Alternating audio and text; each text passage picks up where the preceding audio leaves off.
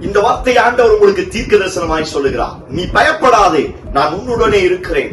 திகையாதே, நான் உன் தேவன் என்று ஆண்டவர் வாக்குத்தத்தம் பண்ணுகிறார்.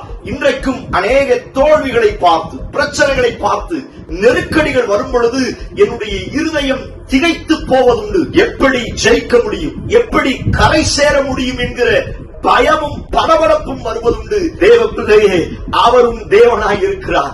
அவர் உங்களோடு இருக்கிறபடினால் நீங்கள் திகைக்க வேண்டிய அவசியம் கிடையாது. யோசுவாவை பலப்படுத்தி சகாயம் செய்த அதே கர்த்தர் உங்களையும் பலப்படுத்தி சகாயம் செய்ய வல்லமையுள்ளவராய் இருக்கிறார். குடும்ப சூழ்நிலைகளை பார்த்து, எதிர்காலத்தை பார்த்து, ஊழியத்தை பார்த்து, பல்வேறு நெருக்கடிகளை பார்த்து திகைத்து போய் நிற்கிறீர்களா? காற்றையும் கடலையும் கொந்தளிப்பையும் அமர்த்தி போடுகிற கர்த்தர் உன் நடுவில் இருக்கிறார். நீங்கள் திகைத்த காரியத்தில் பக்கபலமாயிருந்து பலப்படுத்தி உங்களை நிலைநிறுத்துவாராக.